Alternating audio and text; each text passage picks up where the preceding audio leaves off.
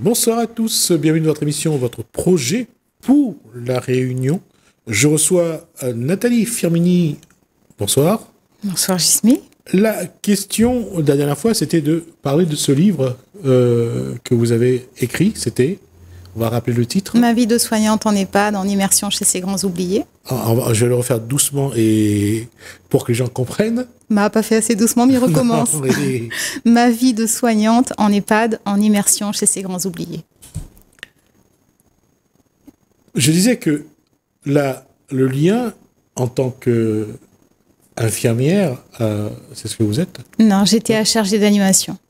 Pardon? J'étais chargée d'animation, animatrice. C'est-à-dire? C'est-à-dire que je mettais en place toutes les animations qui rendaient les résidents vivants, qui leur donnaient l'envie de se lever le matin, qui leur donnaient l'envie de voir leurs proches, qui leur donnaient l'envie de vivre un instant de plus. C'est méchant ce que je vais poser comme question, mais c'est fait exprès pour provoquer. On a l'impression, quand on arrive dans un EHPAD, que ces personnes-là, il n'y a plus beaucoup de vie. Vous les rendez plus vivants? Alors, moi, je n'ai pas le pouvoir de les rendre plus vivants. C'est les actions que je leur propose. Ouais. Et dans mon travail à moi, c'était leur demander ce qui allait leur donner l'envie d'être plus vivant, de se sentir plus vivant, qui est important. Moi, j'ai aucun pouvoir. Très modeste. Très modeste. La question, pourquoi je suis volontairement provocateur, c'est que de la vie, ces gens-là en ont tellement à revendre. Et ils ont tellement de savoir, de connaissances. Ils ont tellement à transmettre. C'est pourquoi on les met dans des endroits qui les tuent à petit feu. Pour moi, personnellement, c'est déjà la peur de notre propre vieillesse et la peur de peut-être l'incapacité, comme je disais la dernière fois. On n'a peut-être plus les moyens aujourd'hui et on n'a pas à culpabiliser les familles qui ne peuvent pas prendre en charge leurs proches chez elles. Mais au-delà du fait de ne pas pouvoir prendre notre proche en charge chez nous, au cœur de notre domicile, les mettre dans un endroit où tout est aseptisé, où il n'y a pas de vie. Alors, je veux bien préciser qu'il y a des endroits qui font du super bon travail. On a des professionnels qui sont là, on a plein de projets qui se mettent en fait aujourd'hui sur les bancs de la société. Les EHPAD transgénérationnels, les petites maisons où on met les gens côte à côte pour qu'il y ait toujours de la vie. C'est juste comment est-ce que nous, on les amène à garder la pulsion de vie et d'envie, quoi. C'est aussi notre rôle. La question... Je ne veux pas culpabiliser. Effectivement, vous avez raison. Je ne cherche pas à culpabiliser non plus. Mais je cherche à comprendre, entre la peur de se voir vieillir, ce que je voudrais comprendre, c'est pourquoi à un moment, on sent le besoin d'écarter de notre vie ces personnes qui nous ont fait grandir, qui sont occupées de nous, et on devient dans une posture d'égoïsme, d'égocentrisme. On les sort de notre vie parce qu'on veut avoir l'impression de mieux vivre, de vivre plus intensément, de ne pas se soucier d'eux. J'aime beaucoup cette réflexion. Je rencontre beaucoup de grands moons qui, eux aussi, ont été des jeunes, parce qu'on est des grands moons en devenir, ouais. Un petit peu plus chaque jour. Ouais, je suis plus proche de ça que de la jeunesse, de toute façon. C'est une croyance. Non, c'est pas une croyance, c'est l'âge. L'âge est un repère. Ouais. Vous savez, quand on parle de la fin de vie, moi je dis souvent, on est tous en fin de vie, mais on ne sait pas quand est-ce qu'on va mourir. Tout à fait. Je rencontre beaucoup de grands moons, et parfois, ces grands moons-là, dans notre société, ont le sentiment d'être un poids. Pourquoi ils ont le sentiment d'être un poids ? Parce qu'on leur donne ce sentiment-là. Tout à fait. On est dans un monde aujourd'hui où on a privilégié la rentabilité, la productivité. On met en avant le fait qu'on soit toujours beau, toujours plus jeune, toujours plus fort. Mmh. Une personne qui est en train de vieillir gentiment, qui est en train de décliner, elle se sent inutile si elle n'est pas productive, utile. Mieux que ça.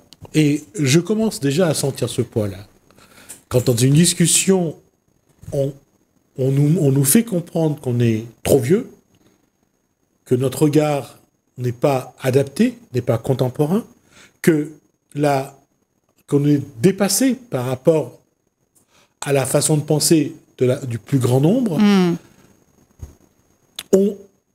j'allais dire, quelque part, avec le temps, on se retire. C'est ça. On s'écarte. C'est ça. Et on laisse la nouvelle génération prendre la place. Et ça se fait de manière automatique. C'est insidieux même. Oui. Et c'est ça qui fait qu'à un moment ou un autre, et quand je dis que je commence vraiment à vivre ça, parce qu'à un moment, on n'a plus... Ce qu'on dit n'a plus d'importance pour ce groupe-là. Donc, ce groupe-là nous fait comprendre qu'on n'est plus à notre place et qu'on doit partir. Et vous voyez, à l'inverse, je rencontre beaucoup de jeunes qui ont vraiment, mais vraiment, hein, le fait de voir que lorsqu'ils sont face à un vieux, tout ce qu'ils ont à apprendre, mais ils l'observent, ils repartent de là, ah ouais, mais non, sans blague.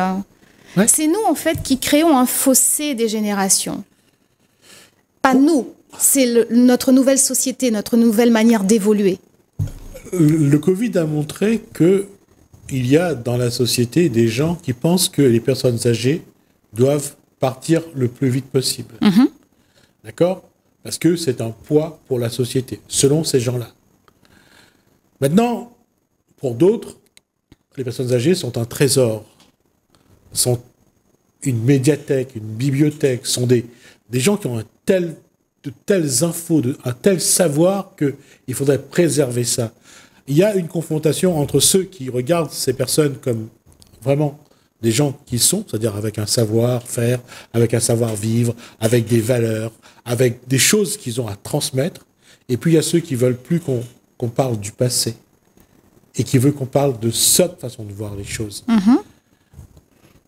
J'allais dire que aucun n'a raison et tout le monde a tort. Mais comment faire en sorte qu'on arrive à accepter les deux ? Moi, il me semble que si on arrêtait de se voiler la face sur notre peur de vieillir, parce que souvent, je pose la question aux gens que je rencontre en leur disant « Comment est-ce que vous aimeriez mourir ?» Si, je ne vous demande pas de mourir, mais si vous aviez un idéal sur votre manière de mourir. Ce serait de mourir en bonne santé. D'accord. Et si ?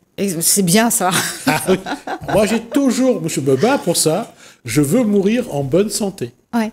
Ne pas être quelqu'un qui va rester des années. Et quand je dis ça, c'est parce que je connais des cas qui restent des années grabataires et qui doivent toujours être occupés par des membres de la famille. Et souvent, c'est une personne. C'est toujours la femme qui... La plupart du temps, c'est la femme de la maison qui s'en occupe. Et elle ne sort jamais. Elle est toujours là. Elle va jamais prendre une soirée, une matinée, prendre ne serait-ce qu'après-midi pour aller boire un verre. Elle va tellement culpabiliser qu'elle sera toujours là. Là, on parle des aidants. J'aime bien ce sujet aussi. On dit que 30% des personnes qui aident une personne, 30% des aidants de plus de 60 ans qui aident une personne meurent avant la personne qu'elles aident. Oui, ça montre quand même que c'est un travail énorme. C'est un travail vraiment terrible. C'est une souffrance telle. Et à l'arrivée, c'est pas la personne qui est malade qui souffre le plus. C'est l'aidant qui est dans une souffrance psychologique. Moi, je l'observe au niveau des aidants que je rencontre. Ceux qui le font ont aussi un bénéfice secondaire à faire ce qu'ils font, parce que ça leur donne une certaine valorisation parfois. Oui. Du coup, vous m'avez donné la réponse à ma deuxième question. La première, c'était comment aimeriez-vous mourir ? Vous avez répondu en bonne santé. Comment aimeriez-vous vieillir ? Personne ne veut se voir vieillir en dégénérant, en perdant la tête, en devenant grabataire. En fait, si dans notre société, dans notre monde, on remontrait que le continuum de la vie, c'est naître, vieillir et mourir, qu'on n'enlève pas en fait ce vieillir dans le continuum de la vie, on respecterait la vie. C'est une phrase que je dis de temps en temps parce que c'est un peu pompeux et ça fait du bien de le dire. Quelqu'un disait que vieillir, c'est un privilège. Que beaucoup n'ont pas. Que beaucoup n'ont pas. Voilà. Monsieur Ramou, dans un parcours qui est le mien, autour de la maladie, j'ai croisé un jour la maladie dans mon chemin.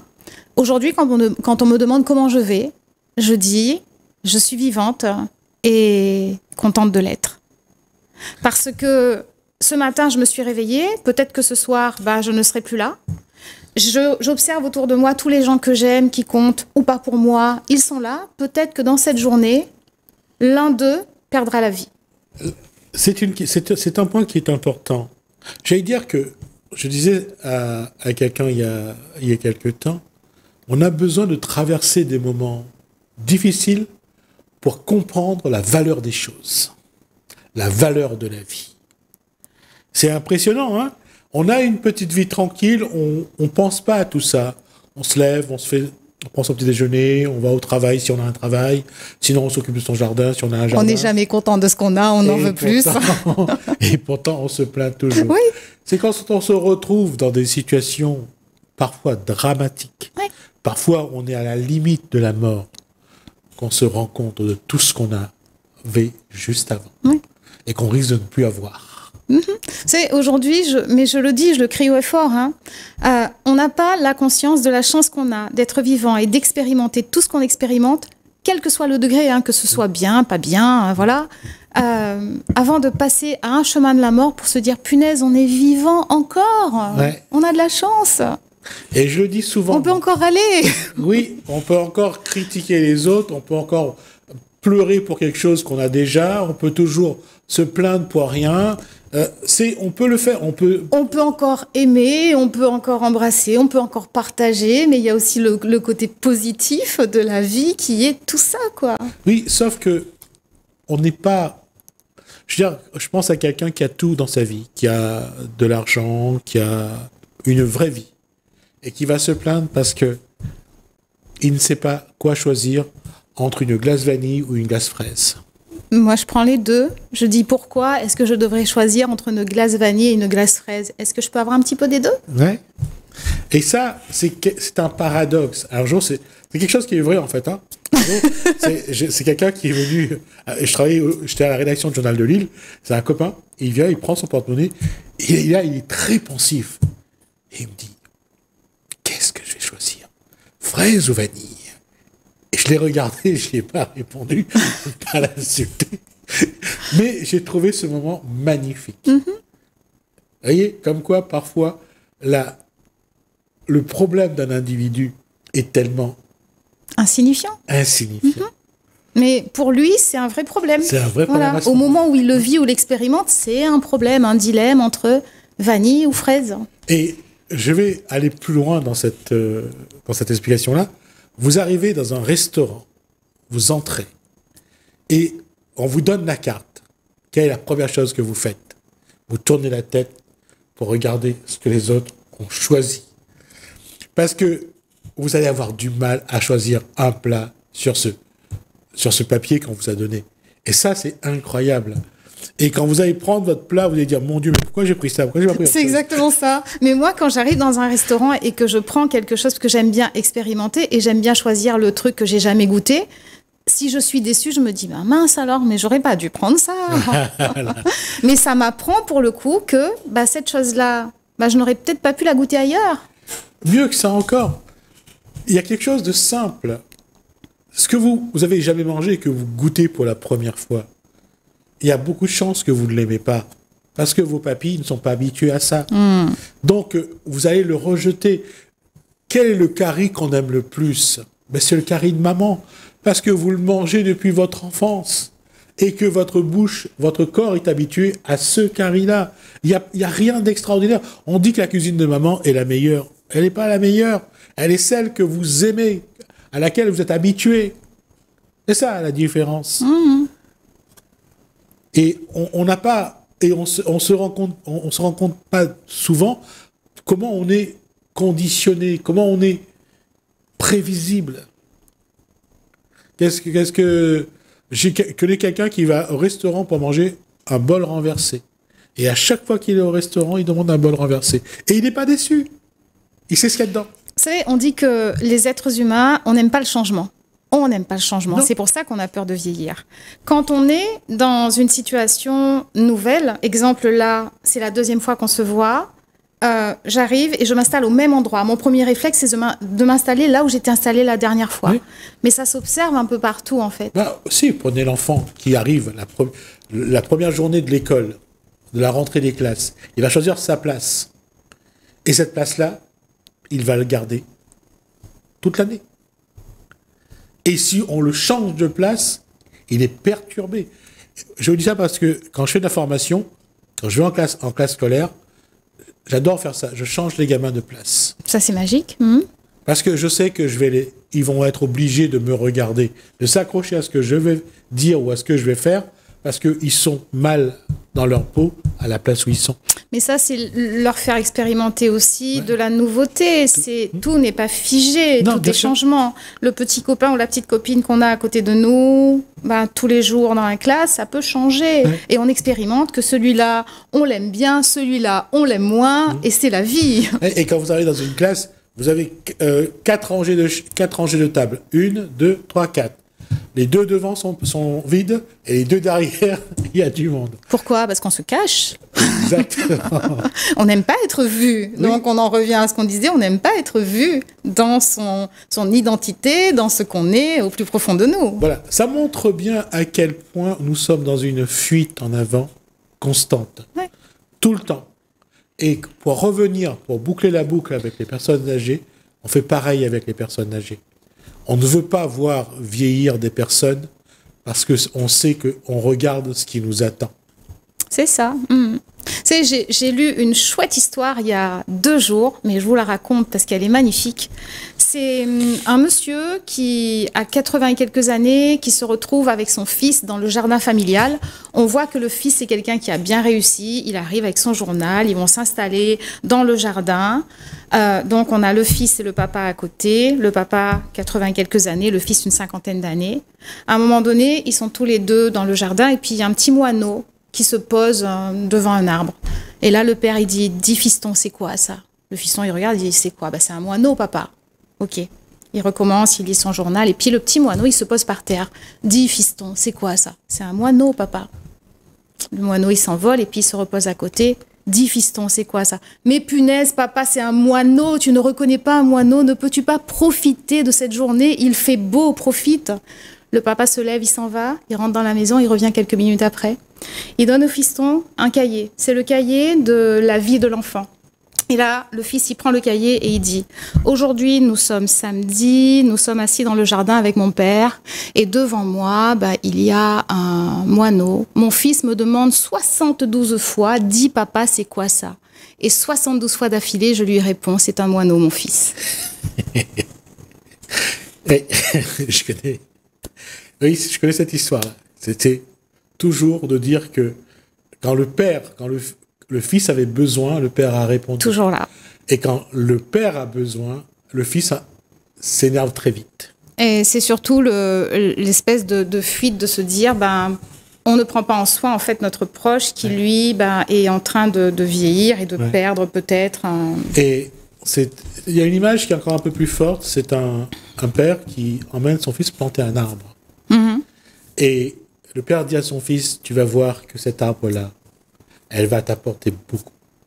Et on voit la même image, mais le père n'est plus là. On voit le fils qui a grandi, la balançoire, son fils rentre à la balançoire, et il pousse son fils, et là, la tête, il regarde, il fait « Merci, papa ». Le laboureur et ses enfants. Voilà. C'est tous ces moments-là, je crois que c'est ça qu'on ne veut plus vivre, en fait. On ne veut plus vivre des moments de vie. C'est que ça évolue de manière naturelle. On veut tout de suite passer d'un point à un autre. Donc, aujourd'hui, les personnes âgées sont des empêcheurs de tourner en rond. Ou de vivre en rond.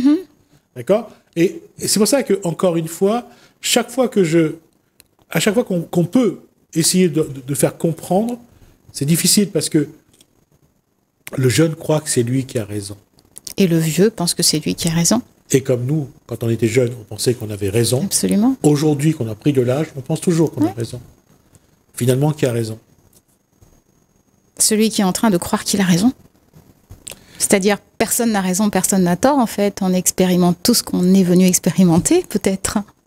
Mais le problème, c'est que dans tout ça, c'est que on n'a pas le temps de vivre ensemble. C'est ça. On ne prend pas le temps de vivre ensemble. Et je donne toujours une importance particulière lorsque je vois à la maison le grand-père, la grand-mère, le père, la mère et les enfants. Je me dis, cette vie-là, c'est une autre vie.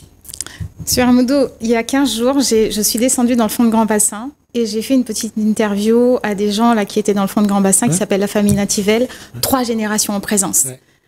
Le papa, la maman, la fille et la petite fille. Et ils parlaient justement de leurs problèmes par rapport à la perte d'autonomie et par rapport au fait que Grand Bassin s'est enclavé. Ouais. Donc, oui, après, pour partir, c'est difficile. Ouais. Comment on fait lorsque on perd en santé pour continuer à vivre sa vie en bonne santé, comme vous dites. Et j'ai fait un petit tour au cimetière parce que je visitais le village. J'ai vu un truc hallucinant. Les gens qui mourraient dans le fond de Grand Bassin, 95 ans. 95 ans. On peut se demander ce qui s'est passé depuis ?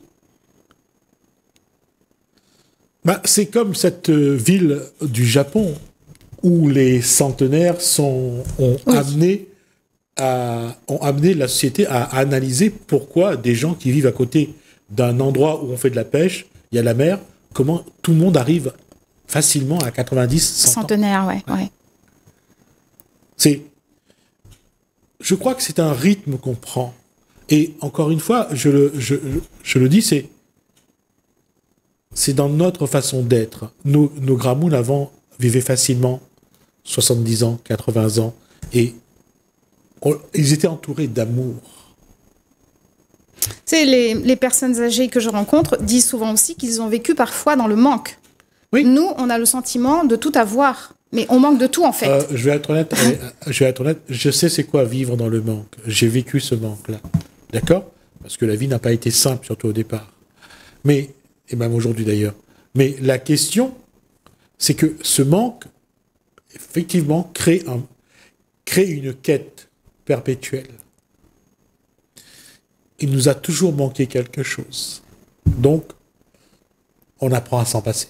Oui, mais moi, je vois ça régulièrement face à des gens qui, comme on disait tout à l'heure, qui se sentent frustrés parce qu'il leur manque le petit truc. Ils ont déjà tout, mais ils disent glace vanille, glace fraise, ils pourraient avoir les deux, ils prennent pas les deux, mais ils montrent qu'ils sont frustrés de ne pas avoir pu parce qu'ils ont besoin de créer cette frustration, d'être toujours dans la quête ou le besoin de quelque chose pour se victimiser aussi, ou juste pour se dire « Oh mon Dieu, mais pourquoi j'ai ce manque-là? Pourquoi j'ai pas ci? Pourquoi j'ai pas ça ?» Vous savez, souvent on dit c'est plus facile de faire face à ses responsabilités et de se battre pour ses idées que d'abdiquer. Donc c'est un peu ça en fait. C'est dans la vie, comment est-ce qu'on assume ses choix en responsabilité? Et puis quelqu'un qui ne manque de rien, il va être vite malheureux. Ah bah oui. Mais je suis d'accord. S'il n'est pas dans cette posture de dire « Ah, il me manque ça. Ah, mon Dieu, pourquoi j'ai pas ça ?» Il va se dire « Mais j'ai tout. » Vous savez, il y a une étude qui a été faite sur les grands milliardaires ou les personnes qui sont les plus riches. On dit souvent que les personnes qui sont les plus riches, ce sont les personnes qui, alors je ne sais pas, mais qui sont les plus malheureuses une fois la porte fermée. Parce que tous ces flonflons, toutes ces paillettes, est-ce qu'il y a le cœur ouvert? Est-ce qu'il y a le partage de connexion, d'énergie, de beauté, d'amour, quoi? Peut-être pas, je ne sais pas. On va laisser la question en suspens parce que je regarde l'heure et qu'on a déjà dépassé. Mais c'est vrai que cette question mérite d'être posée. Finalement, de quoi on a besoin pour être bien avec soi-même? C'est la question. On y répondra la prochaine fois. Ça marche. Merci en tout cas pour cet échange. C'est vraiment un plaisir à chaque fois de se rendre compte que les choses simples sont les moins évidentes parfois. Ouais, et c'est les meilleurs.